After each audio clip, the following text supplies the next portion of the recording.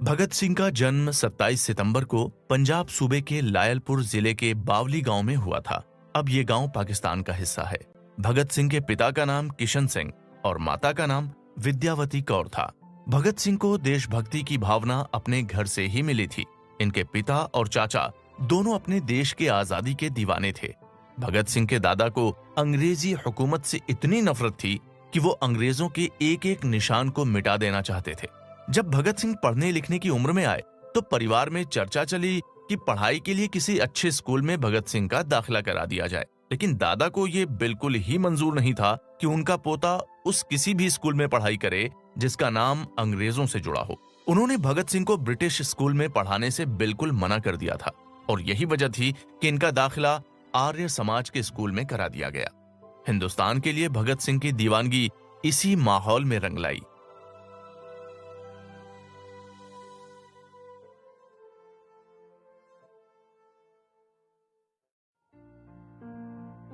मैं बंदूक बोता हूं। भगत सिंह के भीतर आजादी को लेकर कितनी बेचैनी थी, इसका सबूत उनके बचपन के एक वाकये से मिलता है। तब उनकी उम्र महज 5 साल की थी। आम बच्चों की तरह वो भी अपने दोस्तों के साथ खेला करते थे। इसके लिए वो अपने साथियों को 2-2 टोलियों में बांट दिया करते थे। वे एक दूसरे पर हमला करके युद्ध का अभ्यास किया करते थे। इस अभ्यास में उनकी वीरता, धीरता और निर्भीकता के अभ्यास का आभास मिलता था। एक बार सरदार किशन सिंह अपने बेटे भगत सिंह को लेकर अपने दोस्त नंद किशोर मेहता के पास उनके खेत पर पहुंच गए। दोनों दोस्त आपस में बातचीत करने में लग गए और भगत सिंह अपने खेल में। लेकिन अचानक नंद किशोर मेहता का ध्यान भगत सिंह के खेल की ओर गया। भगत सिंह मिट्टी के ढेरों पर छोटे छोटे तिनके लगाए जा रहे थे।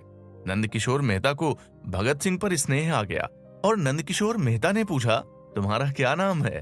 भगत सिंह ने जवाब दिया, भगत सिंह। मेहता ने पूछा, तुम क्या कर रहे हो? भगत सिंह ने तनकर जवाब दिया, मैं बंदूकें बो रहा हूँ। मेहता ने चौंकते हुए पूछा, बंदूकें? भगत सिंह ने गंभीर होकर जवाब दिया, हाँ बंदूकें। मेहता ने पूछा, ऐसा क्यों? भगत सिंह का जवाब था, अपने देश को आजाद कराने के लिए। मेहता की जानने की ख्वाहिश बढ़ी। आगे पूछा, तुम्हारा धर्म क्या है? भगत सिंह ने बेसाख्ता जवाब दिया, देशभक्ति, मुल्क की खिदमत। नंदकिशोर मेहता ने नन्हे से भगत सिंह को बड़े स्नेह के साथ अपनी गोद में उठा लिया। मेहता भगत सिंह के जवाब से दंग थे। उन्होंने सरदार किशन सिंह से कहा, भाई तुम बड़े भाग्यवान हो जो तुम्हारे घर में ऐसे होनहार व विलक्षण बच्चे ने जन्म लिया है। मैं इसे दिल से दुआ देता हूं। तुम्हारा ये बच्चा दुनिया में तुम्हारा नाम रोशन करेगा। देशभक्तों में इसका नाम अमर होगा। भगत सिंह की आगे की कहानी यह साबित करती है कि मेहता की भविष्यवाणी पूरी तरह सच निकली।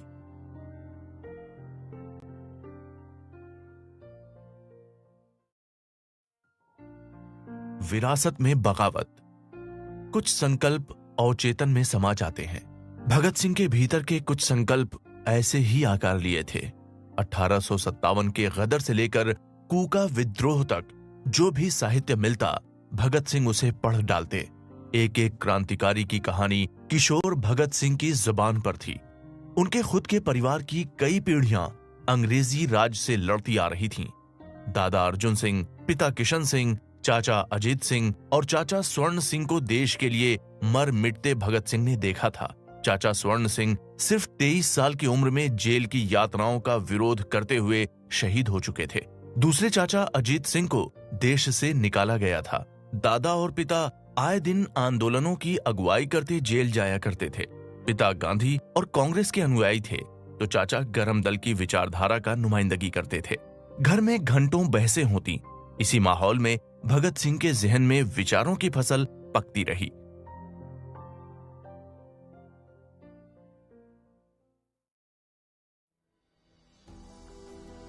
बचपन में ही क्रांति का जुनून। इंसान को संस्कार सिर्फ माता पिता या परिवार से ही नहीं मिलते, समाज भी अपने ढंग से संस्कारों के बीज बोता है। पिछली सदी के शुरुआती साल कुछ ऐसे ही थे। उस दौर में संस्कारों और विचारों की जो फसल उगी उसका असर आज भी दिखाई देता है। उन दिनों गोरी हुकूमत ने जुल्म सितम की सारी हदें तोड़ दी थीं। देशभक्तों को कीड़े मकोड़ों की तरह मारा जा रहा था। किसी को भी फांसी पर चढ़ा देना सरकार का शगल बन गया था। ऐसे में जब 8 साल के बालक भगत सिंह ने किशोर क्रांतिकारी करतार सिंह सराभा को वतन के लिए हंसते हंसते फांसी के तख्ते पर चढ़ते देखा, तो हमेशा के लिए करतार देवता की तरह उनके बाल मन के मंदिर में प्रतिष्ठित हो गए। 24 घंटे करतार की तस्वीर भगत सिंह के साथ रहती। सराभा की फांसी के रोज क्रांतिकारियों ने जो गीत गाया था वो भगत सिंह अक्सर गुनगुनाया करते थे। इस गीत की कुछ पंक्तियां इस तरह थीं। फख्र है भारत को ए करतार तू जाता है आज, जगत और पिंगले को भी साथ ले जाता है आज। हम तुम्हारे मिशन को पूरा करेंगे संगियों, कसम हर हिंदी तुम्हारे खून की खाता है आज।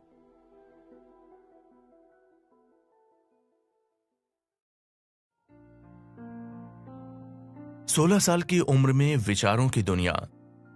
भगत सिंह 15-16 साल के थे और नेशनल कॉलेज लाहौर में पढ़ रहे थे। देश को आजादी कैसे मिले इस पर अपने शिक्षकों और सहपाठियों से चर्चा किया करते थे। जितनी अच्छी हिंदी और उर्दू उतनी ही अच्छी अंग्रेजी और पंजाबी भी। इसी कच्ची उम्र में भगत सिंह ने पंजाब में उठे भाषा विवाद पर झकझोर देने वाला लेख लिखा। लेख पर हिंदी साहित्य सम्मेलन ने 50 रुपए का इनाम दिया। भगत सिंह की शहादत के बाद 28 फरवरी 1933 को हिंदी संदेश में ये लेख प्रकाशित हुआ था। भगत सिंह ने उस लेख में लिखा था, इस समय पंजाब में उर्दू का जोर है, अदालतों की भाषा भी यही है। ये सब ठीक है, लेकिन हमारे सामने इस वक्त बड़ा सवाल भारत को एक राष्ट्र बनाना है। एक राष्ट्र बनाने के लिए एक भाषा होना आवश्यक है, लेकिन ये एकदम नहीं हो सकता। उसके लिए कदम कदम चलना पड़ता है। अगर हम सभी भारत की एक भाषा नहीं बना सकते तो कम से कम लिपि तो एक बना देना चाहिए। उर्दू लिपि सर्वांग संपूर्ण नहीं है। फिर सबसे बड़ी बात तो यह है कि उसका आधार फारसी है। उर्दू कवियों की उड़ान चाहे वो हिंदी ही क्यों ना हो, ईरान से साकी और अरब के खजूरों तक जा पहुंचती है। काजी नजरुल इस्लाम की कविता में तो धूर जटी, विश्वामित्र और दुर्वासा की चर्चा बार बार है, लेकिन हमारे उर्दू, हिंदी, पंजाबी कवि उस ओर ध्यान तक न दे सके। क्या यह दुख की बात नहीं? इसका मुख्य कारण भारतीयता और भारतीय साहित्य से उनका अनजानापन है। उनमें भारतीयता आ ही नहीं पाती, तो फिर उनके रचे गए साहित्य से हम कहां तक भारतीय बन सकते हैं? तो उर्दू अपूर्ण है, और जब हमारे सामने वैज्ञानिक सिद्धांतों पर आधारित भरे पूरे रूप में हिंदी लिपि मौजूद है, तो फिर उसे अपनाने में हिचक क्यों? हिंदी के पक्षधर सज्जनों से हम कहेंगे कि हिंदी भाषा ही अंत में एक दिन भारत की भाषा बनेगी, लेकिन पहले से ही उसका प्रचार करने से बहुत सुविधा होगी।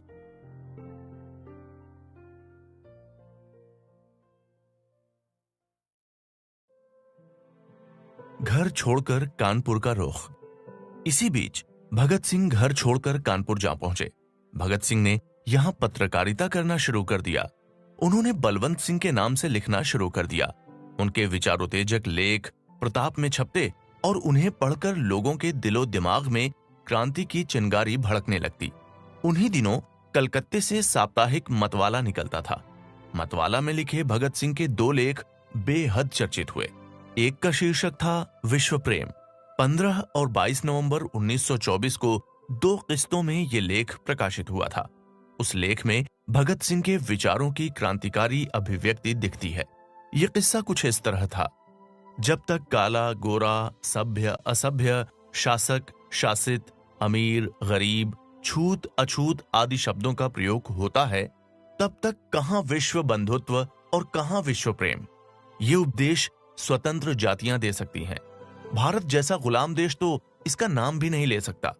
फिर उसका विचार कैसे होगा? तुम्हें शक्ति एकत्र करनी होगी। शक्ति एकत्रित करने के लिए अपनी एकत्रित शक्ति खर्च कर देनी पड़ेगी। राणा प्रताप की तरह जिंदगी भर दर दर ठोकरें खानी होंगी, तब कहीं जाकर उस परीक्षा में उत्तीर्ण हो सकोगे। तुम विश्व प्रेम का दम भरते हो, पहले पैरों पर खड़े होना तो सीखो। स्वतंत्र जातियों में अभिमान के साथ सिर ऊंचा करके खड़े होने के योग्य बनो। जब तक तुम्हारे साथ कामागाटा मारू जहाज जैसे दुर्व्यवहार होते रहेंगे, तब तक डैम काला मैन कहलाओगे। जब तक देश में जलियांवाला बाग जैसे भीषण कांड होंगे, जब तक वीरांगनाओं का अपमान होगा और तुम्हारी ओर से कोई प्रतिकार न होगा, तब तक तुम्हारा ये ढोंग कुछ मानी नहीं रखता। कैसी शांति, कैसा सुख और कैसा विश्व प्रेम। यदि वास्तव में चाहते हो तो पहले अपमानों का प्रतिकार करना सीखो। मां को आजाद कराने के लिए कट मरो। बंदी मां को आजाद कराने के लिए आजन्म काले पानी में ठोकरें खाने को तैयार हो जाओ, मरने को तत्पर हो जाओ।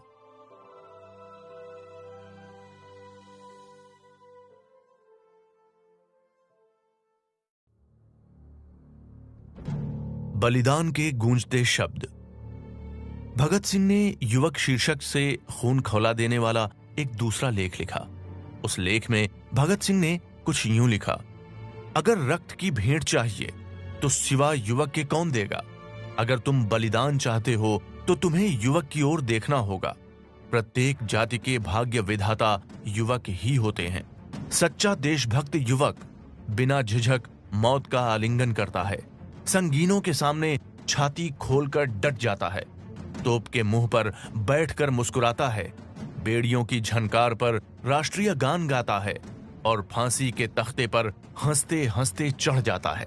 अमेरिकी युवा पैट्रिक हेनरी ने कहा था, जेल की दीवारों के बाहर जिंदगी बड़ी महंगी है, पर जेल की काल कोठरियों की जिंदगी और भी महंगी है, क्योंकि यहाँ ये स्वतंत्रता संग्राम के मूल्य के रूप में चुकाई जाती है।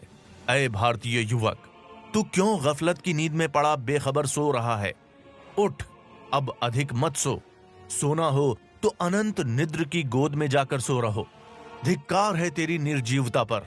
तेरे पूर्वज भी नतमस्तक हैं इस नपुंसकत्व पर। यदि अब भी तेरे किसी अंग में कुछ हया बाकी हो तो उठकर माता के दूध की लाज रख, उसके उद्धार का बीड़ा उठा, उसके आंसुओं की एक एक बूंद की सौगंध ले, उसका बेड़ा पार कर और मुक्त कंठ से बोल, वंदे मातरम।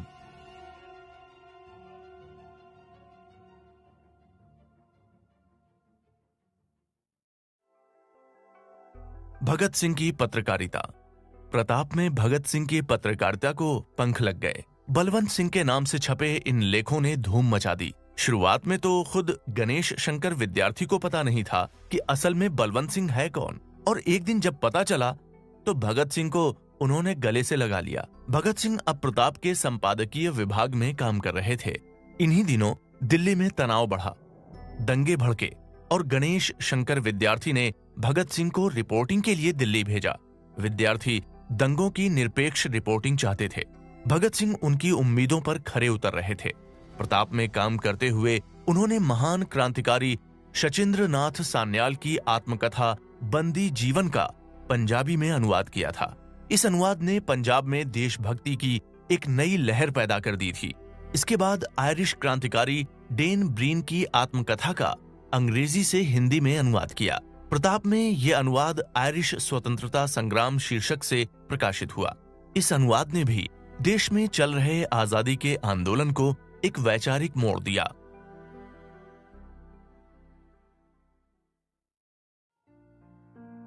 आजाद से मिले विद्यार्थी के लाडले भगत। भगत सिंह गणेश शंकर विद्यार्थी के लाडले थे। उनका लिखा एक एक शब्द विद्यार्थी को गर्व से भर देता था। ऐसी ही किसी भावुक पल में विद्यार्थी जी ने भगत सिंह को भारत में क्रांतिकारियों के सिरमौर चंद्रशेखर आजाद से मिलवाया। आजादी के दीवाने दो आतिशी क्रांतिकारियों का ये अद्भुत मिलन था। भगत सिंह अब क्रांतिकारी गतिविधियों और पत्रकारिता दोनों में शानदार काम कर रहे थे। गतिविधियां बढ़ी तो पुलिस को भी शंका हुई। विद्यार्थी जी ने पुलिस से बचने के लिए भगत सिंह को अलीगढ़ जिले के शादीपुर गांव के स्कूल में हेडमास्टर बनाकर भेज दिया। भगत सिंह जिस समय शादीपुर में थे उसी दरमियान विद्यार्थी जी को उनकी असली पारिवारिक कहानी पता चली। विद्यार्थी जी खुद शादीपुर गए और भगत सिंह को मनाया कि वो अपने घर लौट जाएं। दरअसल भगत सिंह के घर छोड़ने के बाद उनकी दादी की हालत बिगड़ गई थी। दादी को लगता था कि शादी के लिए उनकी जिद के चलते ही भगत सिंह ने घर छोड़ा है। इसके लिए वो अपने आप को कसूरवार मानती थीं। भगत सिंह का पता लगाने के लिए पिताजी ने अखबारों में इश्तिहार दिए थे। ये इश्तिहार विद्यार्थी जी ने देखे थे, लेकिन तब उन्हें पता नहीं था कि उनके यहाँ काम करने वाला बलवंत सिंह ही असल में भगत सिंह है। इसी के बाद वे शादीपुर जा पहुंचे। भगत सिंह विद्यार्थी जी का अनुरोध कैसे टालते। भगत सिंह फौरन घर रवाना हो गए। दादी की सेवा की और कुछ समय बाद पत्रकारिता की पारी शुरू करने के लिए दिल्ली आ गए। दैनिक वीर अर्जुन में नौकरी शुरू कर दी। जल्द ही एक तेज तर्रार रिपोर्टर और विचारोत्तेजक लेखक के रूप में उनकी ख्याति फैल गई।